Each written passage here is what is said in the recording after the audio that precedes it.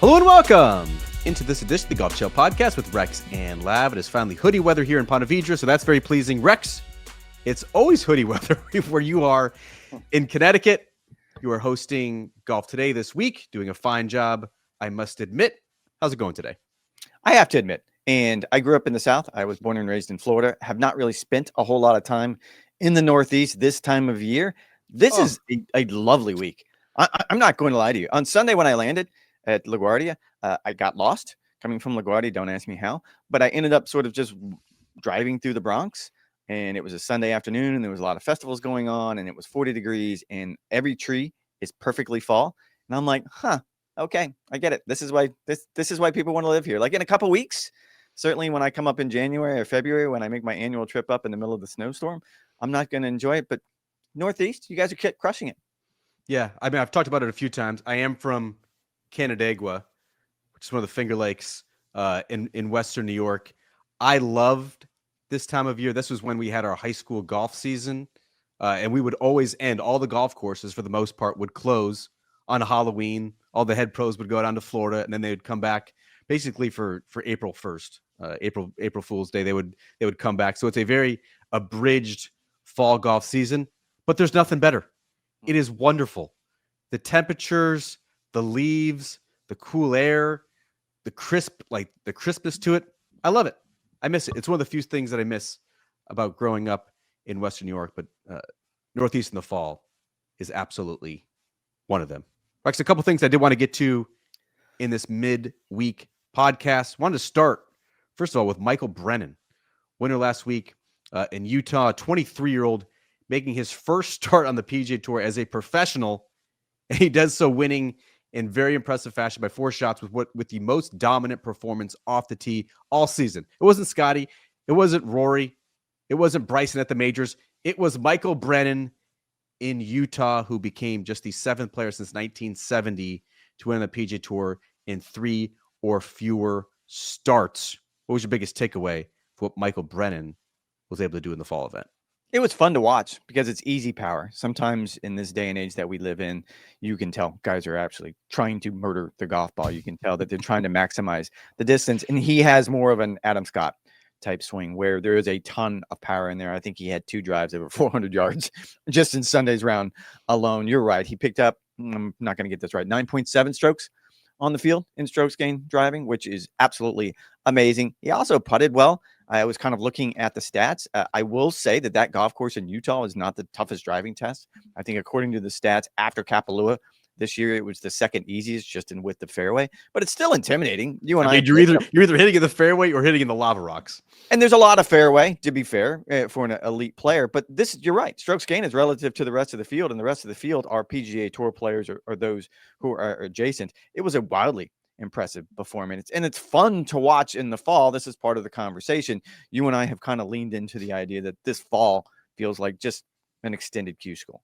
Like guys are just scrambling to get to whatever number they need to get to. Top 100 to be fully exempt going into next year. Certainly, you look at 51 through 60. If you can finish in that category through the RSM Classic, that gets you into the first 2 signature events of next season. That's big. Everything else that goes into it is big. But the enjoyable part to me is when you have a sponsor exemption, playing in just his 3rd tour event, playing in just his 1st as a professional. It kind of shows you that those pathways are legitimate. And I sort of got into it this week on Golf Today. It's a twofold testament. And this is going to be a long-winded answer. I apologize because I'm taking your time away from you and you hate that.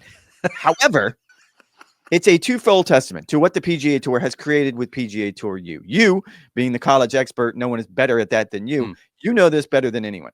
The idea that it took a little while for the PGA Tour to get here, to create those pathways. And I'm not just talking about for the Gordon Sargents, who wrapped up that accelerated card, and it's off to a kind of a tough start. But this wasn't the 1st round draft pick. This wasn't the first pick in the draft. He was number 12. He was 12. And so his only pathway was through PGA Tour Americas. And he blazed a trail. He won 3 times in the fall before he ends up doing this. It is a testament to everything the tour has created that, okay, we're not going to ignore this pathway. On the other side of it, it's also a bit of a cautionary tale in my mind that as we get more and more into scarcity, Brian Roloff, the CEO of the PGA Tour, his word. The second key characteristic, scarcity. We don't have to interpret that too much. That means fewer events. That means fewer cards. That means fewer opportunities. As we get further and further down that pathway is only going to get more and more narrow. And my fear is always going to be, have we made it too narrow that maybe the Michael Brennans of the world fall through it and we don't get this, who we can all agree has all the makings of a superstar on the PGA Tour. I can tell you've been doing golf today this week. Too wound up? You had about 3 minutes in order to get that taken. That's the only time during the entire hour-long show that you're going to be able to have that taken. So you were packing so much heat in that 3-minute segment. And boy, well done. Chef's kiss. Kudos to you. Let's go back to Michael Brennan for a second, because I feel like you just glossed over what this kid can actually bring, right? You mentioned the easy power. This is a kid who averaged his measured driving distance 351 yards in the thin air in Utah. I get it. However, he combined that with incredible accuracy. Just 6 missed fairways all week, pacing the field. Michael Brennan, though, I think you make a lot of great points in that 3-minute monologue of yours. But I think Michael Brennan is most interesting because he skips now the Korn Ferry Tour, right? And he is exempt now on the PGA Tour through 2027. He's also in the Players Championship. He's also in the PGA Championship. He's also in the RBC Heritage, the signature event on the PGA Tour. He was exempt on the Korn Ferry Tour through the 3-win season that he had on the PGA Tour Americas. But to me, Rex, you mentioned sort of an elongated and extended version of Q School. I disagree, because this was more immediate and Q School is more immediate. And I'm having a really hard time sort of getting invested in what this PGA Tour Fall Series is, because I would much rather see the Michael Brennans of the world get a shot and an opportunity to alter their career trajectory than seeing some of these retreads that we see throughout the PGA Tour Fall, right? Like these players who are teeing it up, there's the occasional Scotty Scheffler who's tuning up for the Ryder Cup. There's an occasional Xander Schauffele who's heading back to Japan and wins the Bay Current. But by and large, these are players who are jockeying for a position. I have a really hard time getting emotionally invested in players who have already had 25 plus opportunities to secure their playing status. And so I like the opportunity for a Michael Brennan, who again was playing on a sponsor exemption, to break through, alter his career trajectory, skip an entire step of the professional journey and break through. The question, though, is how do you replicate that? How do you take what is essentially an elongated Q School series where guys are just trying to finish inside the top 100, or they're trying to get from 51 to 60, or they're trying to get from 101 to 125, and it's sort of this long slog. How do you make it more immediate? How do you crown instant winners and crown players who, at least Michael Brennan, has an opportunity to be a future star on the PGA Tour? It's a good question, and I think this is, and it's hard for me even after my 3-minute diatribe, and it's hard for me to be overly critical of the PGA Tour because the system worked, and this is the way the system is supposed to work. And you can't always depend on sponsor exemptions, and it actually opens the door to a broader conversation about, we've talked a lot about sponsor exemptions the last 2 years, more so about signature events, but how are they doled out? Like, what kind of patronage are we talking about here? Because normally a tournament director's default is to award those players who have always been there to support them. And we see it time and time again, certainly in the signature events, where we have leaned into the idea that maybe they shouldn't to be. Thank you very much for doing that. I appreciate it. This is the Korn Ferry Tour. And again, if we're giving out Chef's Kiss, this one is really good. So it was good while it lasted. That's funny. You have to give. I don't find it didn't last at all. Yes. It didn't last at all. I don't find the PGA Tour social media staff to be all that savvy, but that one's pretty good. You have to admit. Wow. Shots across the bow at our friends in Ponte Vedra. Look forward to seeing them. I mean, they're not as good as the DP World Tour. We can all agree on that, right? Well, yes. That's a very high bar. I do look forward to seeing our friends in the PGA Tour office on Thursday as I get my new equipment swapped over. But please continue.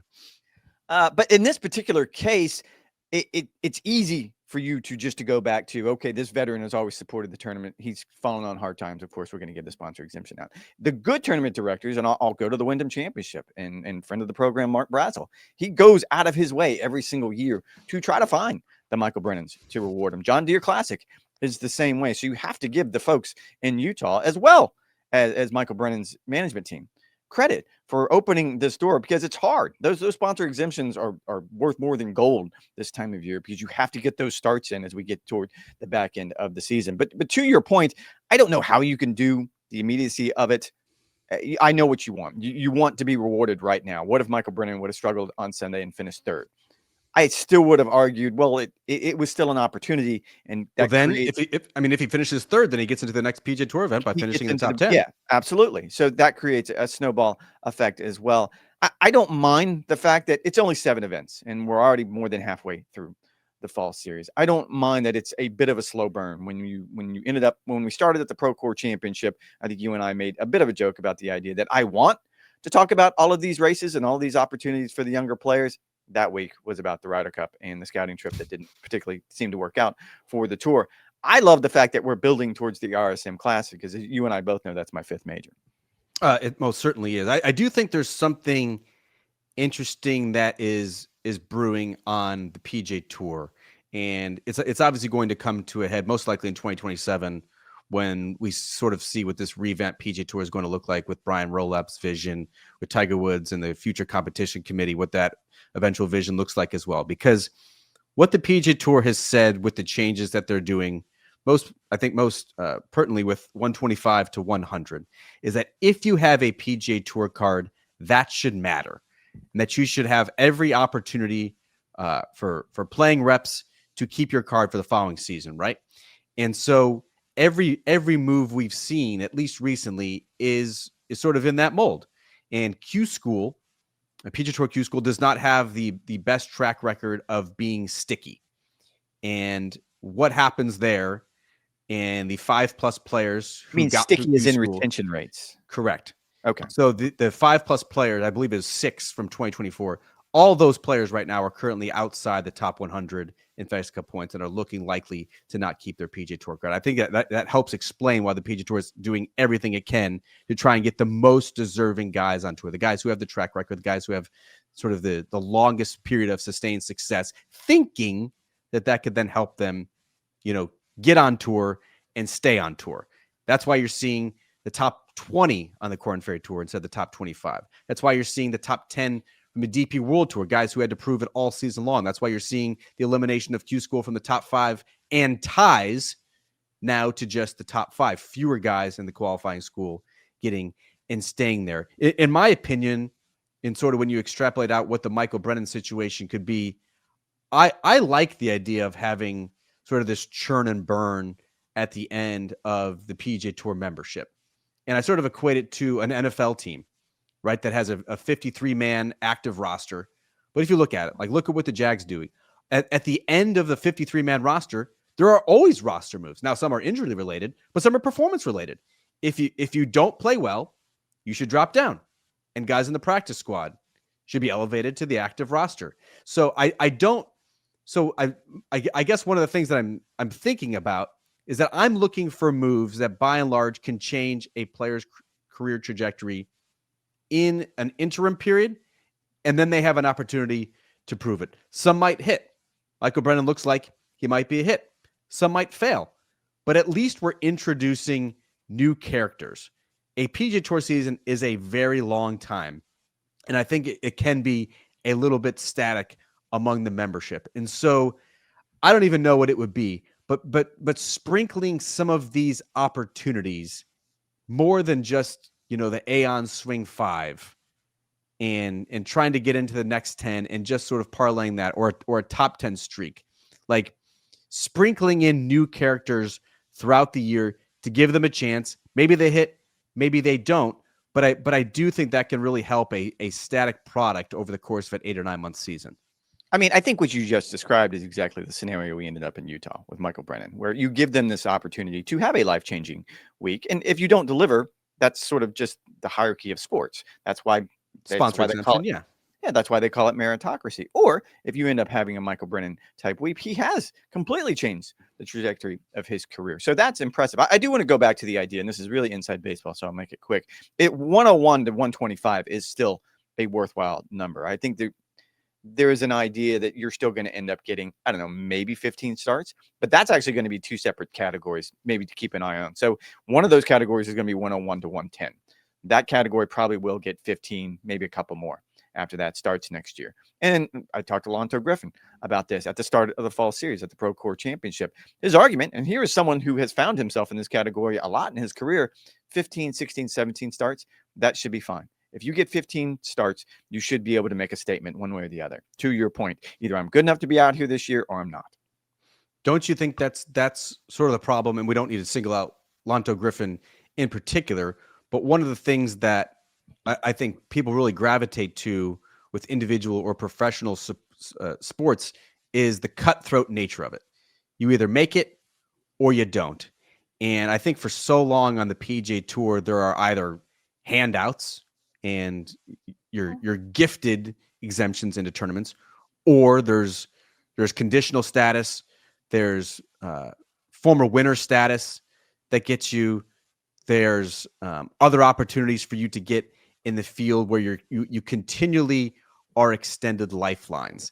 And I think having a little bit more drama, a little bit more tension, a little bit more do or die nature to the proceedings would be really beneficial. Because right now, if you're selling the fall series, you're like, yes, these are guys jockeying for their livelihood, for their playing cards in 2026. You are trying desperately to get inside that top 100. But if I'm understanding you correctly, all of a sudden, if you finish, let's say 101, you just narrowly miss by a fraction of a FedEx Cup point over the duration of a PGA Tour season, you're going to wind up with, I don't know, 3 to 5 fewer opportunities for playing starts in 2026. Probably more than that, actually, but yeah. Yeah, but to me, that sort of dilutes the fall product, which is a dilution of the PGA Tour regular season even more. Like I don't like that. I like drama. I like tension. I like churn and burn. I like to have some sort of immediacy to the proceedings, and it just seems like they're dragging it out and extending too many lifelines to these guys. I think they've already had ample opportunity. The lifelines are being cut. That's what scarcity is all about. If we want to go to it, look, we went from 125 to 100 going into next year, and who knows what the future is going to hold. It doesn't sound to me as if the Future Competitions Committee, which includes Tiger Woods or Brian Roloff, has any interest in standing still. So we could continue to see fewer and fewer opportunities, fewer and fewer events, fewer and fewer avenues. I will go back to the idea that about this time last year, JJ Spawn was in one of those categories that you would have been almost dismissive of. And I'm not trying to put words in your mouth, but you'd have been like, nope, he had his opportunity.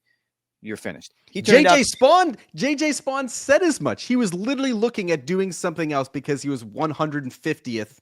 And now he's had a career. He did at the Players Championship, just loses a playoff to Rory McIlroy on Monday at TPC Sawgrass, wins the U.S. Open in dramatic fashion, was probably the one bright spot on the U.S. team at the Ryder Cup. My argument in all of this is you have to have some sort of flexibility in this. Now, in your mind, maybe 100 is not the right number. Maybe it needs to be smaller, but there has to be some sort of flexibility. And I always go back to, and I'm not trying to pick on Sam Ryder because he is from the hood and I have nothing but respect, but I had to look it up. So in 7 seasons on the PGA Tour, he's only finished inside the top 100 once. That was in 2023. He was 61st, and he's only finished outside the top 125 once. That was last year. He finished 127th. The rest of the time, it's been between 101 and 125. That's not going to be good enough going forward. And my argument to all of that is we have picked an arbitrary number. That number just 12 months ago was plenty good enough to compete against the best players in the world, and you're one of the top 1% of 1% when it comes to professional golf. Now we've decided that nope, that's not good enough. I am going to caution again, the way I started my diatribe at the beginning of this. If you continue to narrow the pathways, you're going to miss out on the next star. I don't disagree. I would try and be inflexible with the top 100 for the cards, right? In 101 to 125, they are shipped down to the minor leagues. I think there needs to be some sort of cutthroat manner there. Where I would like to see the the cutthroat manner is there. It's 126 now. I mean, at 126 will probably not get any starts at all, if only a handful. Yeah. but I don't even want to see a handful. Like if you can't cut it, then you Someone's should got to go make up these fields, man. correct, Someone's got to play in these tournaments. which I think is where you want to go with the pathways nature. I think the PGA Tour has actually done a pretty good job of adjusting. You know, you have the swing 5, where in theory you're trying to keep the hot guys rolling. The top 10 rule still exists, where if you have a top 10 in a tournament, you can still parlay that into a tournament start. So potentially you can go on a run and change your career that way. The PGA Tour Accelerator program captures the top college and amateur player. Like there still are pathways. Where I would like to see the flexibility and where you can have an opportunity to then fill in some of these fields is if the PGA Tour is going to this model, which it certainly seems like they are going to, at least they're headed in a similar direction of a top, let's say 25 to 30 event schedule. It's 100 plus players.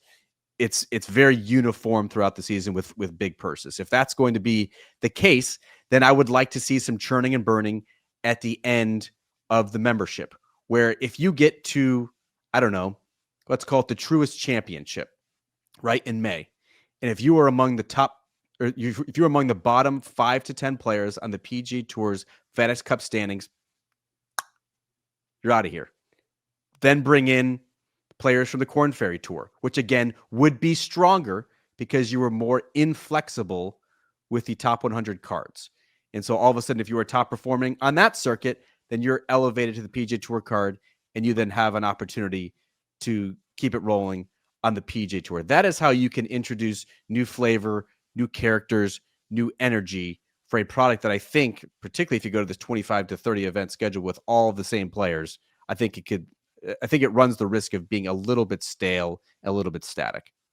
I feel like you're playing both sides, as 007 would say it, because you want the meritocracy. You want the fresh blood coming onto the PGA Tour, but you also want to create these more rigid boundaries where if it's top I want 100, boundaries at the end of the season. Yes.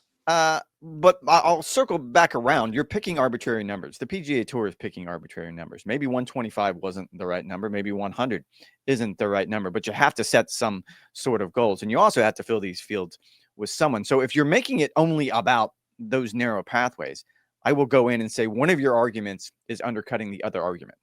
You can't have it both ways. You can't have the hard line and start taking away all of these opportunities. You have to have it one way or the other. I don't have a problem with 101 to 125 still having some sort of status because you still have to play well. And these are still some of the best players in the world. I think we look at someone who finished 122 on the points list and think to ourselves, well, that guy's a hack. He doesn't deserve to be out there. That guy could very well be JJ Spawn next year. So let's put that into perspective as well. I will circle back around and agree with you on one front that I like the top 5 because it at least gives you an opportunity in a small window to make a difference and give yourself opportunities at the Aon top 5 during the season. The Aon top 10 doesn't work, and here's why. And we saw it last year. Aon top 10 will be filled. That category is pretty much done by the time we get to June because you're going to end up with a handful of first-time winners. They are going to take up all of those opportunities. And the ones who don't are the ones who just came up short, finished second at PGA National, finished second at in Tampa, whatever the case may be. So that category is pretty much done by the time we get halfway through the year. They need to find a better way to reorganize that category or expand that category would be my argument. Yeah, couldn't agree with you more. At least don't have the overlap of players who have already won should be, I don't know, eliminated from that list. Just have a little bit of new, fresh blood, a little bit new flavor, introduce new characters to the PGA Tour. Michael Brennan, the newest winner on the PGA Tour. And if you're looking ahead, Michael Brennan could be a singular talent. He could be a future superstar on the PGA Tour. Chances are there are plenty more players just like Michael Brennan who have given the opportunity could shine on a PGA Tour stage, and we look forward to introducing them to you. One other news item that's sort of Rex golf adjacent, sports specific, was something that happened last week in the NBA with Miami Heat player Terry Rozier arrested last week and accused of participating in what is essentially an illegal sports betting scheme. It certainly sounds, Rex, like it's essentially insider trading, where Terry Rozier had insider NBA information, and he used that to help gamblers' bets, particularly as it relates to player props, over-unders. If you are a PGA Tour executive, how much are you looking at this incident and this episode and having this serve as a wake-up call to make sure everything is in line as it relates to your gambling your anti-gambling program? I have an answer, and I do think this is an interesting conversation to make. I want to pull back the curtain just a little bit and let everyone know how frightened you were of this particular topic. Not because you're a gambler, because I'm actually certainly not a gambler. you're not a gambler, and you don't quite understand. Even if you had insider information, I'm not quite sure you would know how to use it when it comes to gambling, because as we've said numerous times on this podcast, neither you nor I are very good when it comes to the gaming portion of the game. It certainly is a concern for the PGA Tour officials long before this investigation ever came to light a day. And certainly the NBA is going to have their hands full trying to deal with this, because suddenly you have cast a shadow on that game, the NBA, the basketball, that you simply cannot have in this day and age. There is a reason why when the PGA Tour, along with pretty much every other professional sport, decided to get in bed with gaming. And this is all about money. The PGA Tour wants a slice of that gaming money. The NBA wants a slice of that gaming money. And it comes along with that, the dirty side of it. The idea that, yes, someone with a little bit of insider information could probably create huge problems for your league. It's the reason why, and I think I did some reporting on this when it happened, PGA Tour really went out of their way to make sure that everyone understood the rules. There were videos that players weren't allowed to watch. They had to watch. They had to sit down and be monitored while they watched this video and were explained in excruciating detail, hours-long video of exactly what was considered insider information and what wasn't and what was allowed. And not just the players. We're talking about caddies. We're talking about spouses. We're talking about swing coaches, physios. Anybody that's in your universe, your manager, has to be involved in this. They have to sign off on this training and understand exactly. I was telling Trevor, my son, who is a little bit of a gambling degenerate, apparently, that I'm learning as we get further and further down the road. When this happened, he asked me how it could apply to golf. And I said, it's really easy. And I'll put it in context. If you and I are standing on the range, which is what we do at tour events, and we're talking to a caddy or a player, and the player sort of looks up and goes, that dude, he ain't playing this week. His back is bad.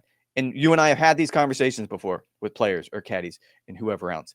If we turn around and pull up our DraftKings app and make a bet on unders for that player, and like it's a little bit different in golf, but certainly those exist, that would be violating the PGA Tour's policy. There would be huge implications that come along with that. Now, if I go to my laptop and I report it, that's different. The world has the information then. Everybody can make their decision on if they want to do it. It is a huge concern because what the tour doesn't, what Brian Rolapp doesn't want is what the commissioner of the NBA is dealing with now, and that's a nightmare scenario.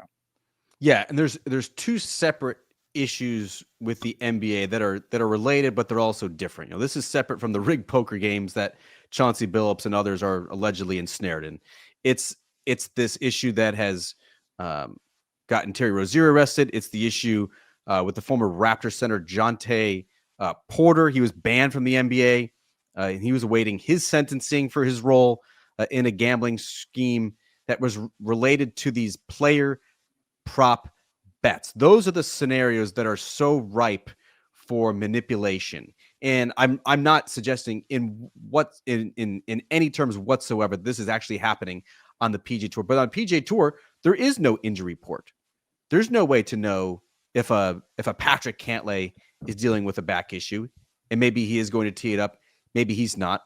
But you do have situations where, depending on your state, you can gamble in sort of a head-to-head format of, let's say, a Patrick Cantlay versus a Xander Schauffele. And those are a two-ball, and they're playing together in the first two rounds of the Travelers Championship. And you can bet on who is going to perform the best, either in a single round or in a two-round total before they make the cut. If you knew an injury report with Patrick Cantlay and he was questionable or he was dealing with a back issue, chances are you would likely be hammering bets on Xander Schauffele to outperform him. And so in the absence of that information, or just sort of the mystery overall of how players are doing, maybe they're going through, a swing change. Maybe they just fired their caddy. Maybe they got some off the course drama with their significant others. Like, there's so much mystery that doesn't necessarily happen in other sports. These scenarios are so ripe for manipulation that this should really serve as a wake-up call for the PGA Tour, because again, you don't want to have the same situation you have now in the NBA, where if you're a fan of the NBA and if you've followed on Twitter/X, all you see now are videos of Terry Rozier, who was booting the ball sloppy turnovers, missing shots, like you start to question the authenticity of the game and the results. And that is not a place you want to be if you're a PGA Tour tournament or the PGA Tour in general, just having sort of your results thrown into question. No, I think you said it should be a huge concern, a major concern for the PGA Tour. I would say it should be a huge major concern. Wake up call.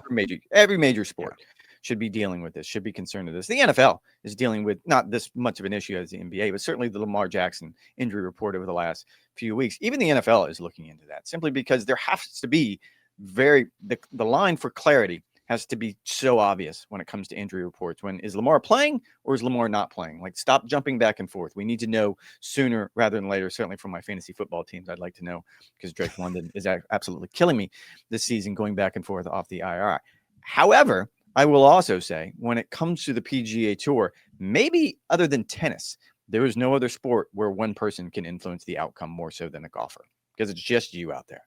And you can decide, am I going to intentionally lay up here, or am I going to continually airmail the green, whatever the case may be? So yes, PGA Tour officials should be wildly concerned. Yeah, wildly concerned. Certainly keeping an eye on things. Again, we have no reason to believe this is actually happening on the PGA Tour, but this also happened in an NBA game with hundreds and hundreds of players on an NBA roster. Similar to PGA Tour, there are a lot of players under their purview. Rex, Halloween is just a couple of days away. You'll be heading back from Connecticut to your home in Longwood, Florida on Thursday. What are you going to be for Halloween, and what plans do you have?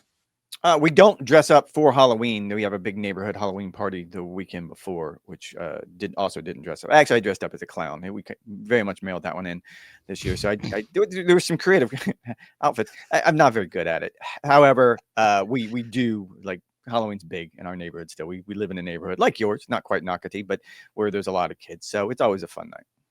Yes, I do live in Nocatee, where everyone is either my age or just a little bit older. Who are you dressing? What's your costume? What are you doing? I do not dress up in costumes because I'm lame. I actually don't like Halloween. I don't like to get scared. It's a little bit spooky. It's a little bit eerie. Certainly not my favorite. I'm a huge Thanksgiving guy. Also a big Christmas Eve fan. To me, I actually like Christmas Eve better than Christmas. We'll get to that in a couple months' time. But yeah, I'm not a huge fan of Halloween. My kids, though, my kids certainly are. Last year, big hit. My son dressed up as me, Golf Channel reporter.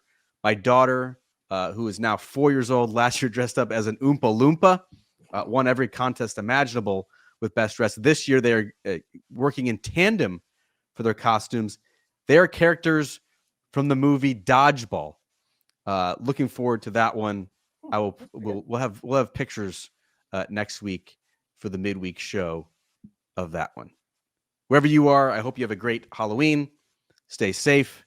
Have fun. We'll be back next week. There are no tournaments, but don't worry. Rex and I will still have plenty to discuss whatever is happening in the world of golf. In the meantime, you guys know the drill. NBCSports.com/golf, a.k.a. golfchannel.com, which is newly relaunched. Thank you guys for checking all of that out. Hope to have much more on the website and other things coming soon. Thanks for listening. Thanks for support. Talk to you guys in November.